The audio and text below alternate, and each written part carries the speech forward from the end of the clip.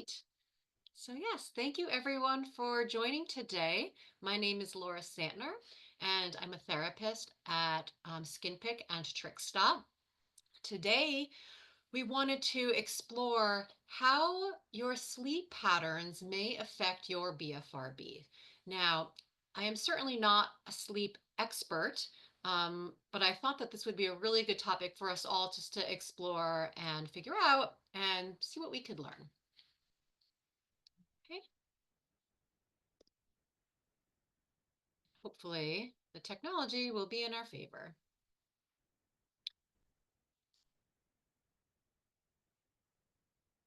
Okay, next screen. Hello, next screen. Give it a moment. Oh, here we go. Okay, so for today, I just wanted to go over our basic structure. So we are going to be exploring the science behind sleep, stress, and mental health. And then how sleep difficulties affect urges. We're definitely going to be going over lots of practical strategies to improve sleep and to reduce urges. And then we're going to take a closer look at bedtime routines and sleep hygiene. Okay. And as I mentioned before, we're going to have a time at the very end for questions and answers. Okay. So the science behind sleep, stress, and mental health. So um, basically, brain activity fluctuates during sleep, right? So it increases and it decreases during different sleep stages. And that's what makes up the sleep cycle. So each stage plays a role in our brain health. It allows the activity in the different parts of our brain to kind of ramp up or ramp down and help with better thinking and learning and memory. So sufficient sleep, especially during um, rapid eye movement or REM. So that's what helps the brain process all of this emotional information from the day. So during sleep, the brain works to kind of evaluate what's going on, remembering thoughts and memories. So lack of sleep becomes harmful to this process. It impairs this process. This influences mood and emotional reactivity, and it's actually tied to mental health disorders and their severity.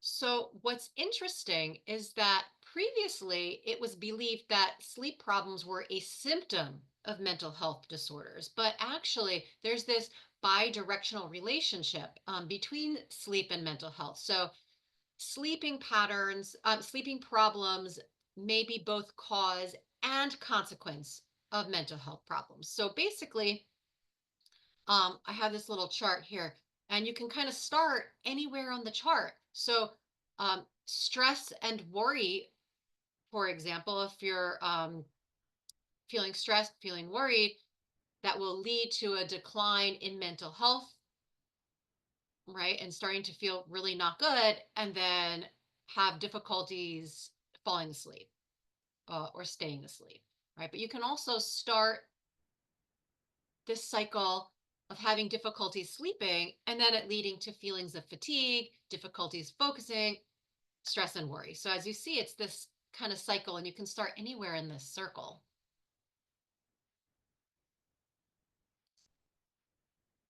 So poor or insufficient sleep increases negative emotional responses to stressors. And decreases positive emotions, right? So if you haven't noticed already, when you don't sleep well, maybe you're feeling a little bit more grumpy, right? You get frustrated more easily, and you have a hard time managing all of those emotions. The amount of sleep that you get impacts how you're processing daily events and how you're able to regulate your emotions and your behaviors. Sleep helps to maintain all of your cognitive skills. So, um, if you're not getting enough sleep, that's going to affect your attention, your learning, your memory, right? So poor sleep makes it very difficult to cope with minor stressors that might impact your ability to perceive the world accurately. So you might not be able to problem solve as well. Um, you're not going to be able to think as clearly to figure out what you want to do next. How do you want to handle this problem? Um, and it greatly impacts. Not getting enough sleep or poor quality of sleep again increases this risk for mental health disorders. Or if you have a mental health disorder, right, it exacerbates symptoms. Okay. I'm sure some of you have already experienced that and can agree. Yeah. So, what are the sleep recommendations?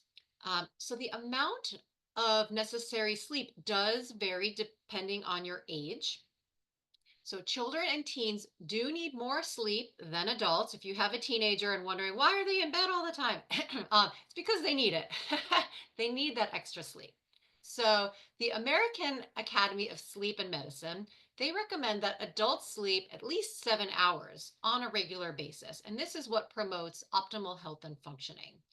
Um, Most adults kind of range between the 7 to 9 hours. Teens typically need 8 to 10 hours. I would say probably more closer to the 10. And older adults, 65 and older, between 7 and 8 hours. Besides the amount of sleep that we get, it's also important to have good quality of sleep. I wanted to ask you guys, let me see if I could figure this out. I wanted to ask you guys, if you can see this, how much sleep do you get at night? Oh, all right. Yeah. Answers are coming in. Yeah. So bunch of people less than 5 hours. I see the majority 5 to 7. Okay, not bad, not bad. Um, and some 7 to 9. The majority is 5 to 7 hours. So, okay, we got 60% of you guys 5 to 7 hours, about 33% 7 to 9 hours. 35%. Yeah, the numbers are changing a little bit as people are, more people are joining. And about 13% less than 5 hours. Oh, we got like 3% 10 plus hours. Okay, so this is like a good thing just to kind of be aware of it and keep in mind. Okay, thank you for answering that.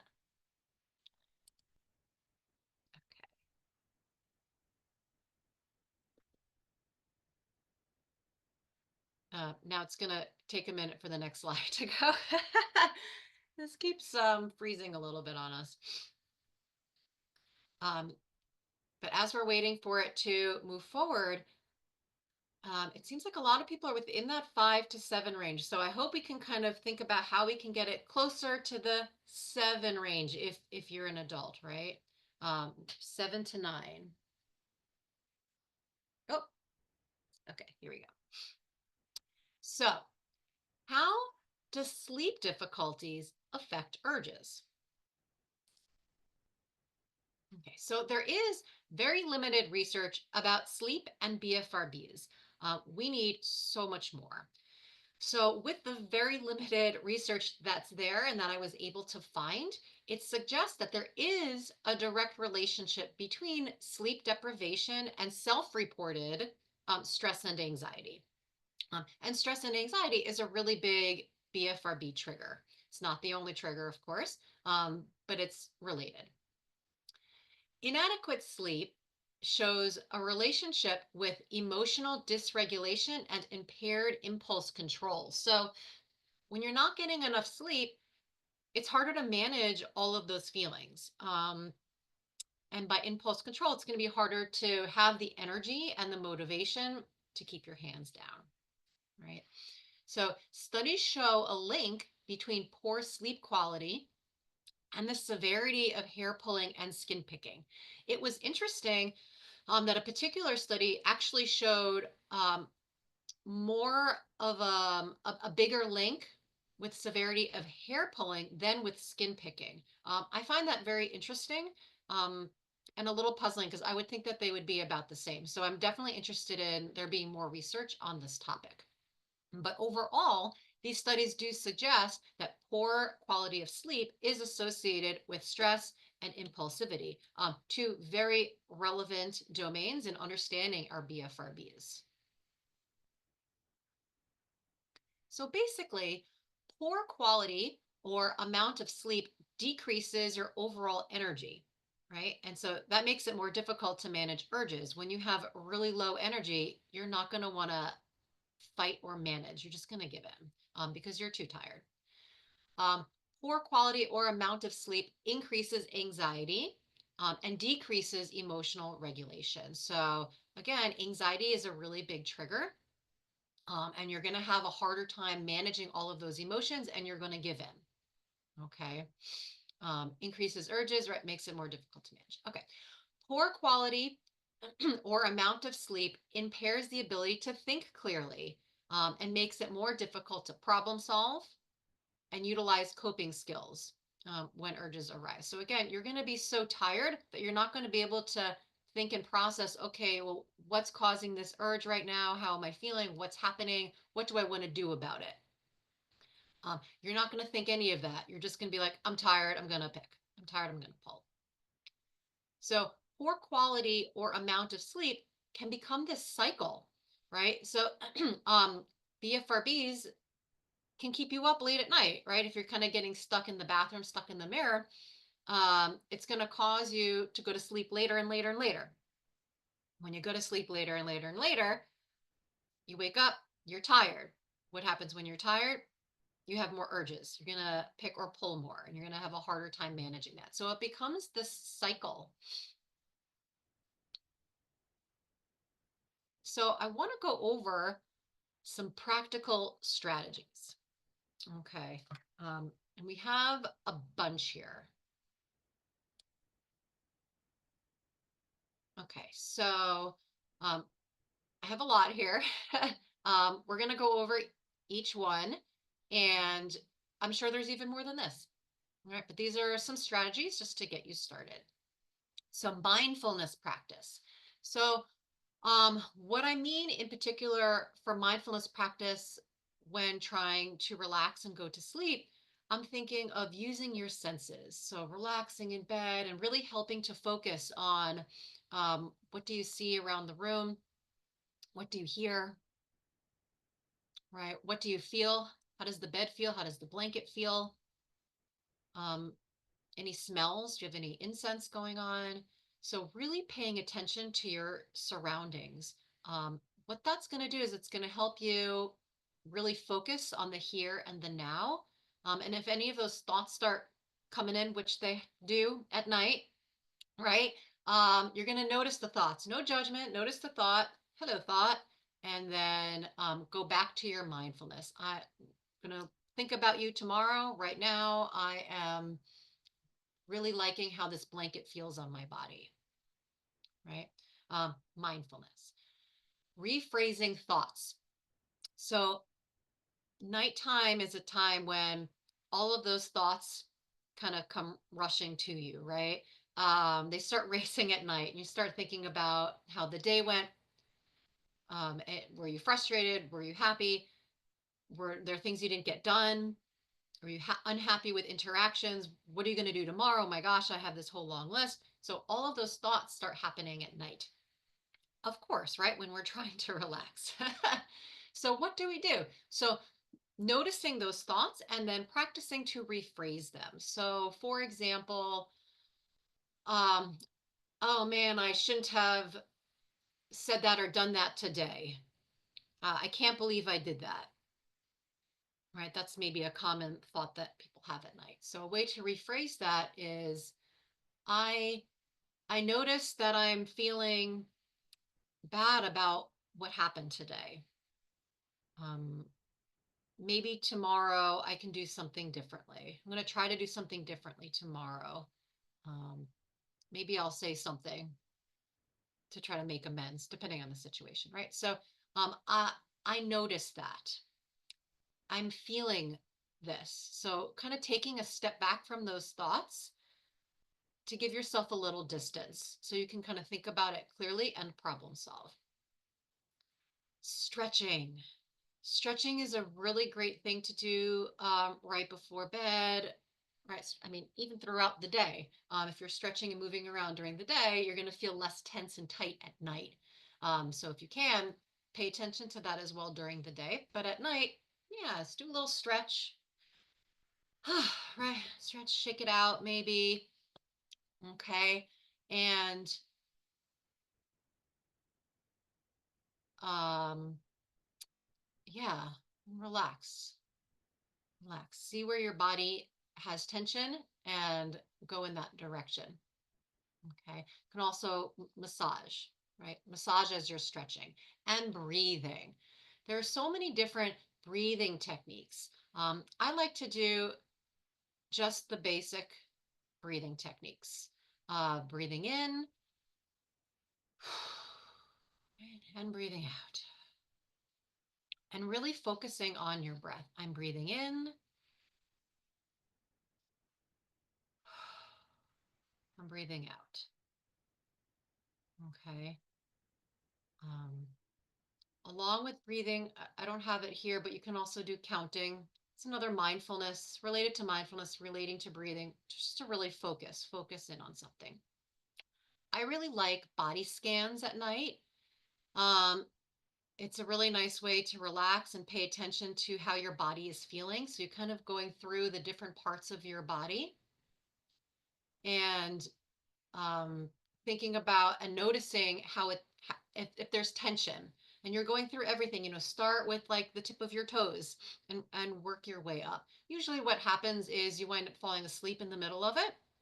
And that's great because the purpose is to relax. And if there is any tension that you notice, kind of send your energy to that part of the body. Okay. Another strategy that I think people often overlook or don't want to talk about is masturbation. It's actually a really great way to release tension, to relax your body, does something with your hands.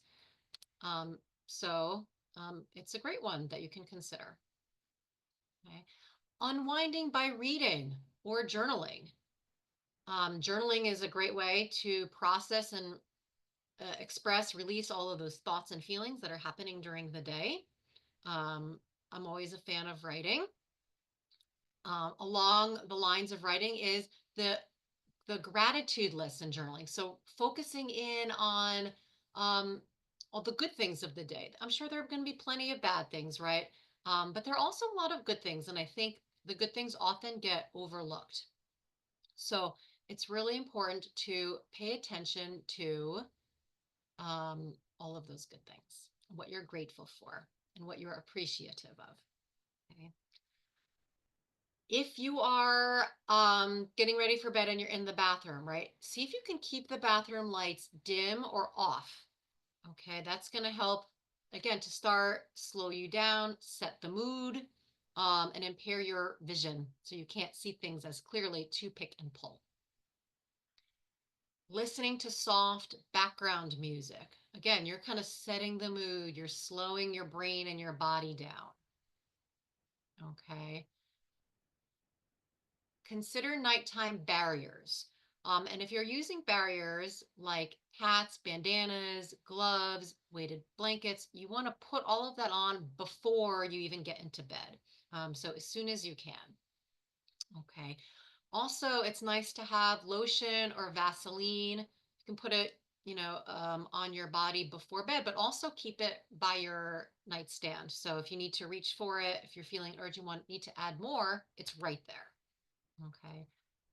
Nighttime fidgets such as stuffed animals and other soft fidgets, soft fabrics. Again, things that are going to be slow you down, things that feel good.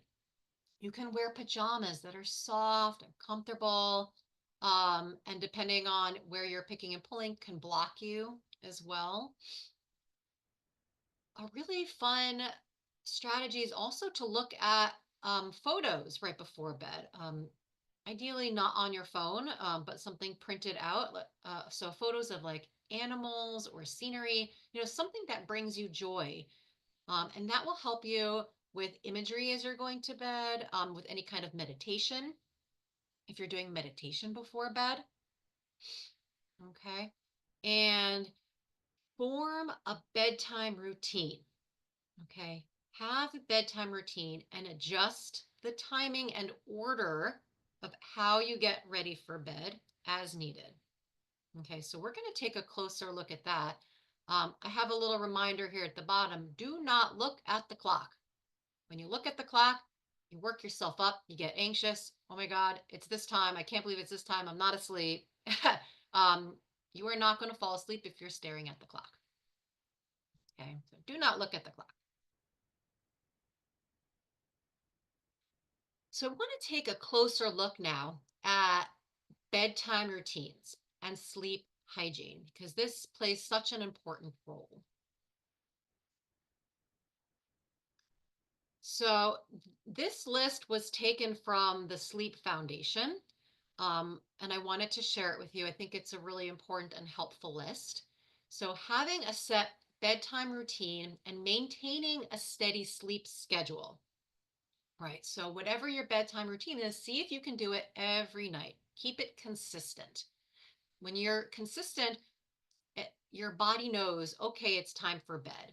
It sees the signals. Okay, so it's going to start winding down. Ways to help yourself wind down. Practice some relaxation techniques. So, as we mentioned, breathing, body scans. There's also progressive muscle relaxation, right?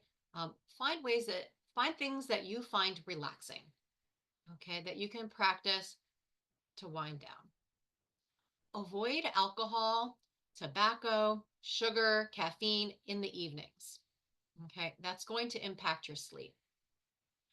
Dimming the lights, putting away electronic devices for at least 1 hour or more before bed. If you cannot do that, and you really have to look at electronic devices, change the screen. Change the screen so it's at nighttime mode, so it's really dim. Okay, you want to keep everything dim. Getting regular exercise and natural light exposure during the day. So again, we sleep better at night if we're mindful of what's happening during the day. So making sure you're getting exercise, right? Having that healthy light exposure. Okay. Also eating healthy foods during the day and regular meals. It's going to help you sleep better. When you're getting ready for bed, be very mindful of your comfort level, right? So what I mean is, how is your mattress? Do you need to make any adjustments? How is your pillow? Do you need more pillows? Do you need less pillows? Different pillows, right? How does the bedding feel on your skin? Okay, what is your room temperature? All of these things are going to impact your sleep. Okay, in addition to light, so blocking out excess light and sound. So you could use blackout curtains, eye masks, sound machines, or a fan, or again, light music in the background can be really helpful. So you want to find the best routine and kind of bedroom arrangement that makes the most sense for you and your lifestyle. And it does take some trial and error, but do what you can and see what you discover. Okay. I want to ask you guys. I have another. Oh, I never even ended this poll. Oh my goodness. Okay. These were the responses from poll number one. Okay.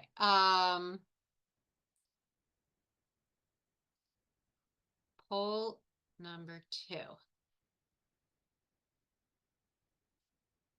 So I want to ask you, what strategies are you using or would you like to try for this week? Okay.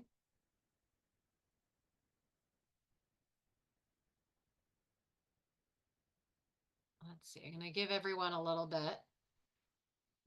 See if you can write it in. Yeah, people are slowly writing in. What strategies are you using or would like to try for this week?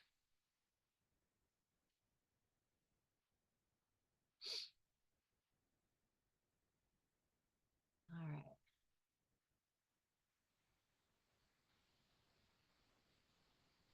Your answers are not popping up, so I might have to end poll in order for the answers to pop up. But we're gonna give it a little more time to really think about this. And your answer could be something that we went over. It could be something new, something different.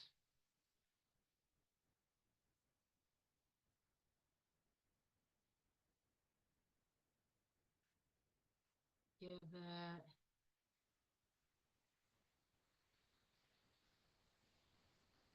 I'm gonna give it like another 20 seconds or so. Okay, a couple more coming in. Okay.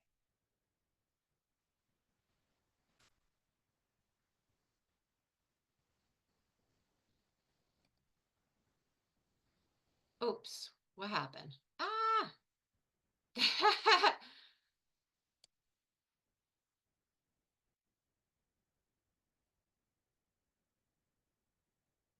Oh, people, okay, here. So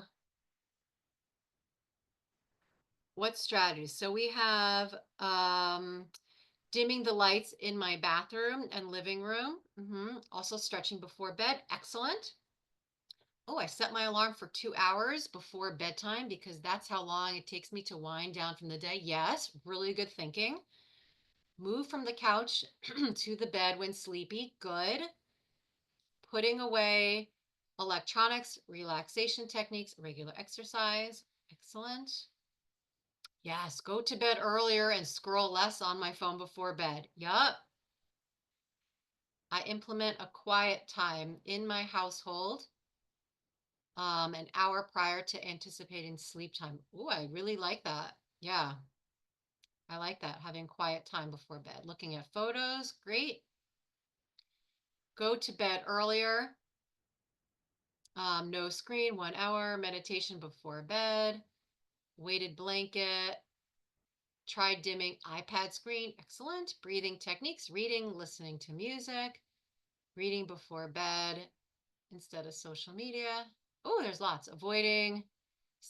Um, avoiding stimulation afternoon. Okay. Wearing a bonnet at night. Great.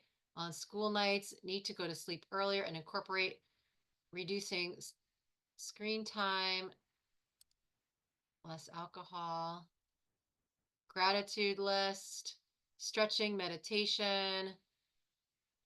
I use meditation, chamomile tea. Oh, yes, tea, body scans, regular eating times, making an effort to make a nice and relaxing environment before bed, taking the time to wind down at a specific time. Yes, cut off electronics and phone.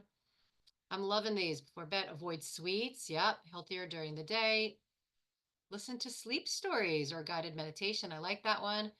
Meditation and reduce screen time right before bed, maybe using lotion at night. Great. First thing in the morning to avoid picking body scans and blackout curtains. Yep. I'm going to try to dim the lights.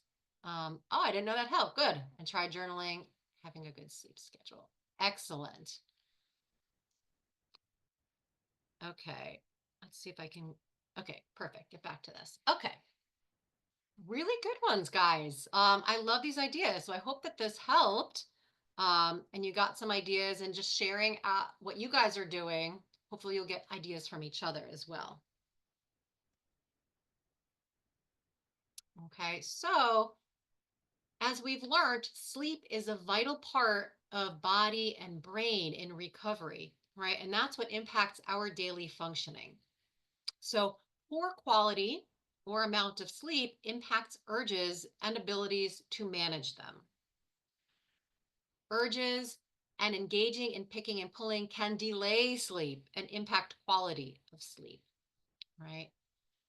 Consider experimenting with practical strategies to help yourself unwind and transition to sleep. Transitions are big. Urges are always higher during transitions. So sleep is a really big transition. So it's really important to be mindful of that transition. Having a healthy bedtime routine and willingness to adjust your bedtime routine if you need.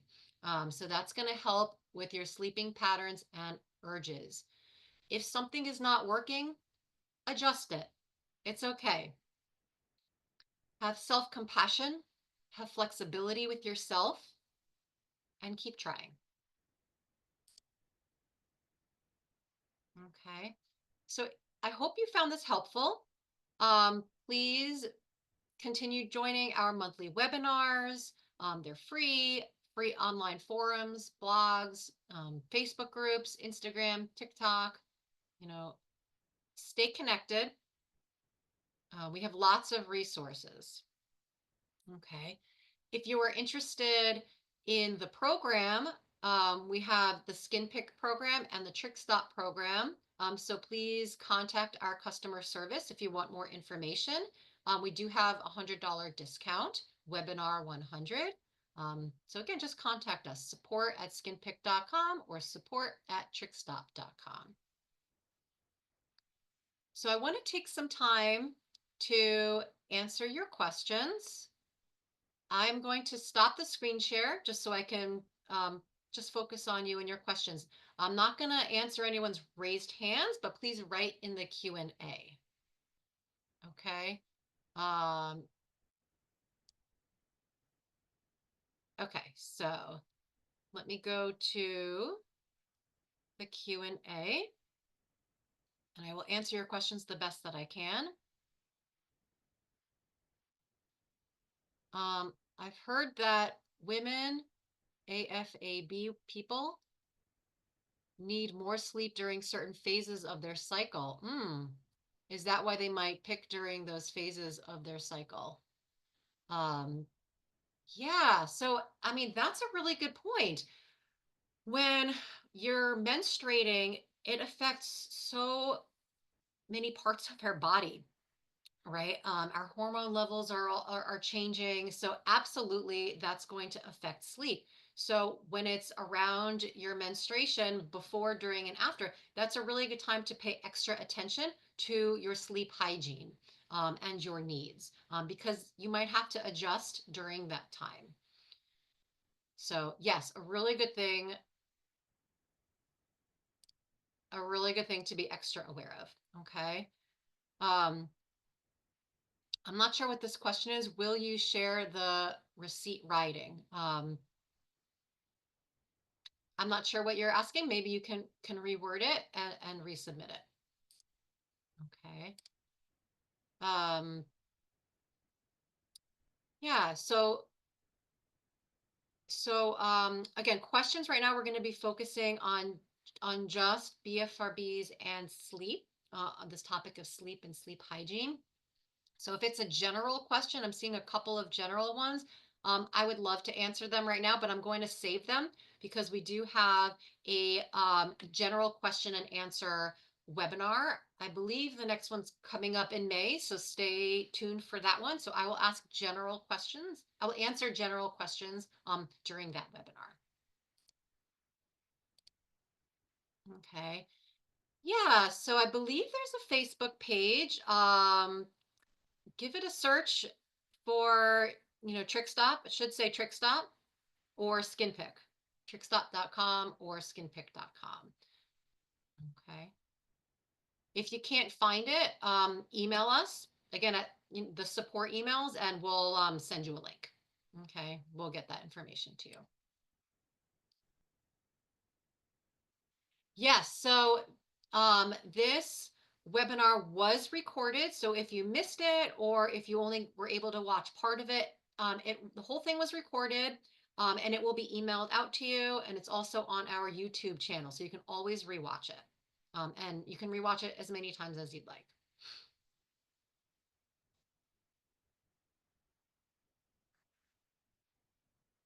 Yeah. So, what strategies do you have for those of us who pick our skin, not on the face, without being aware that we're doing it? So, um, when you're picking at night or asleep, right? If you're asleep, you're not going to be aware because you're asleep. So, for when you're sleeping and picking and you're not aware, barriers are your friends to block you if you're not aware while you're sleeping. Okay. If you're not aware and you're going to sleep, we encourage a lot of strategies to help increase awareness. So, for example, things like tracking and monitoring helps to increase your awareness. So you can learn your patterns so you know what they are for the future so you can better manage and address them. Okay.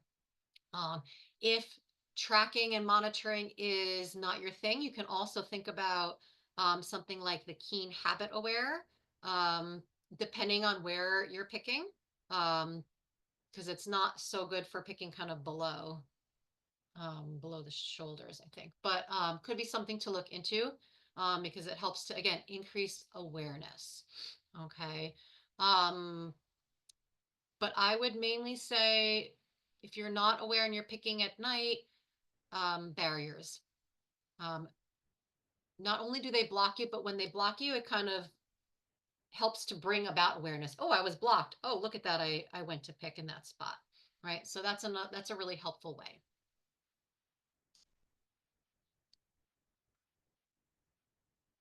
Oh yeah. So what are some strategies to prevent from pulling while transitioning for to sleep for teens? So the same strategies that we went over, all of those strategies will work for teens as well. It's a little bit of a trial and error, so you have to see what they like and what works for them. But yeah, transitions are hard. Um, I like the idea that someone um, commented on of having a quiet time before bedtime. I think for kids and teens, that's especially important and really valuable. That will help with that kind of slowing down process. So it's not active, active, active. Okay, bed. It's active, active, active, and kind of slowly unwind, changing to a quieter activity. Um, I think that's a really nice way um, for anyone, but especially kids and teens. So I want to highlight that particular strategy. Okay.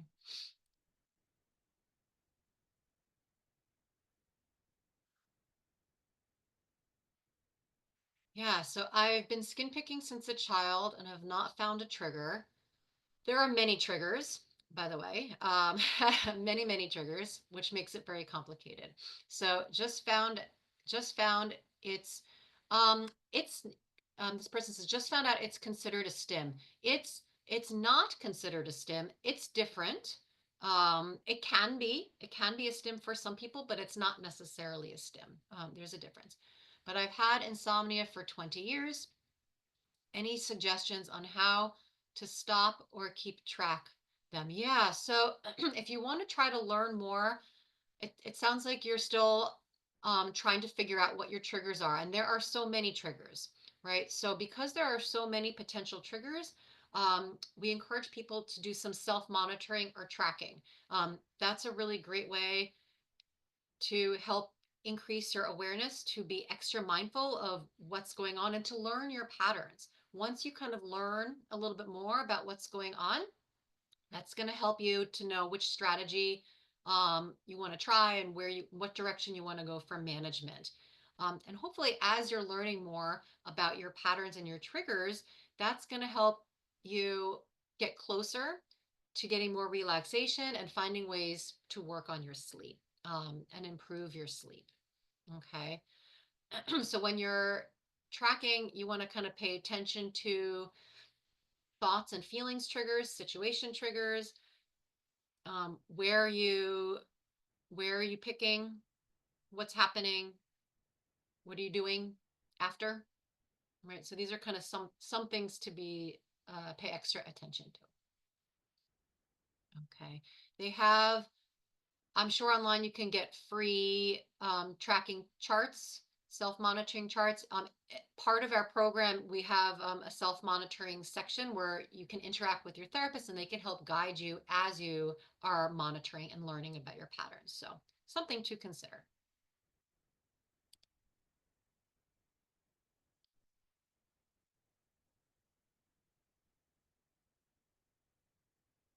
Um, oh, how do you stay consistent with sleep when you have ADHD?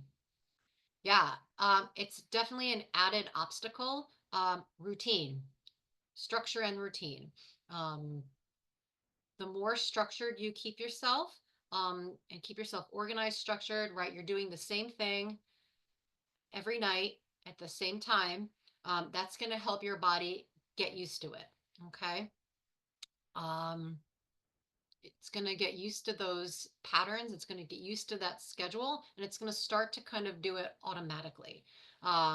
So with sleep and ADHD, structure, organization, routine, and again, that wind down at night, to really focus on things that are going to help to relax the mind and relax the body.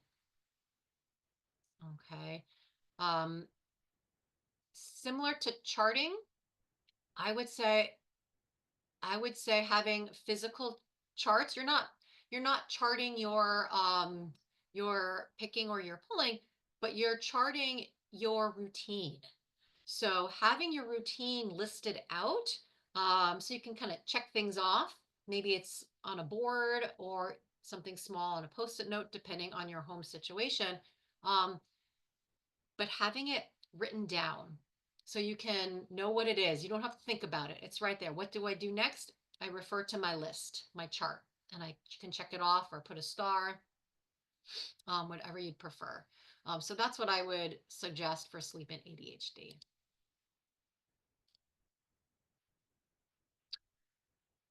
If you're interested in learning more about the program, again, please contact support@skinpick.com or support@trickstop.com. Someone is asking how much the program is.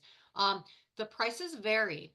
There are discounts. I think there's some financial aid options. We want to make it accessible and affordable. So just send them an email and just see what's kind of works for you.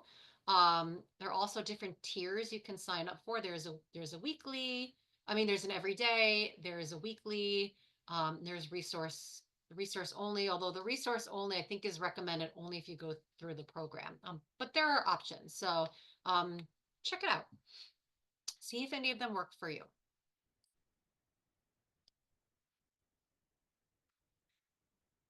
Thank you very much for your advice and taking the time to discuss this. You're welcome.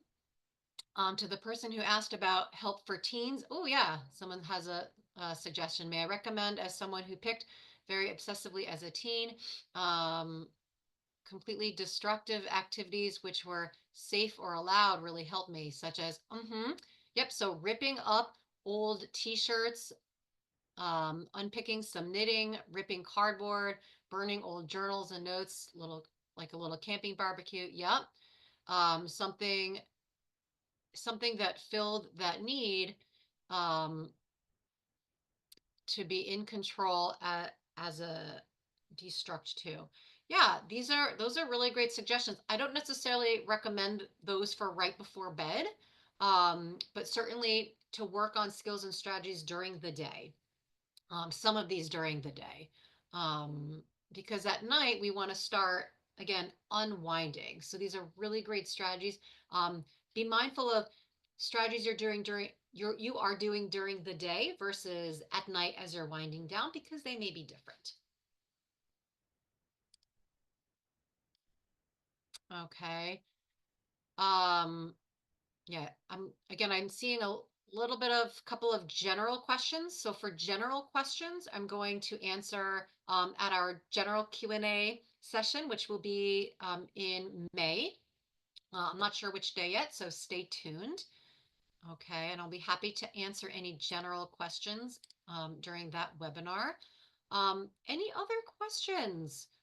related to BFRBs and sleep hygiene.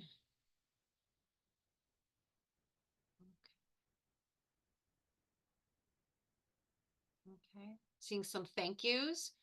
I hope you enjoyed this and found this helpful. If other questions come up at any time, again, just email us. Okay. Support@skinpick.com or support@trickstop.com, and we'll be happy to answer any additional questions. Okay. Thank you. I think this is a new feature with the little, I'm seeing some hearts and thumbs up coming up. I love that new feature. Okay. Well, thank you very much. Oh, thank you. Thank you, everyone. Thank you so much. I'm sending hearts back to you and thumbs up back to you. Um, Hang in there. Keep up the good work. Um, Try different things and see what works.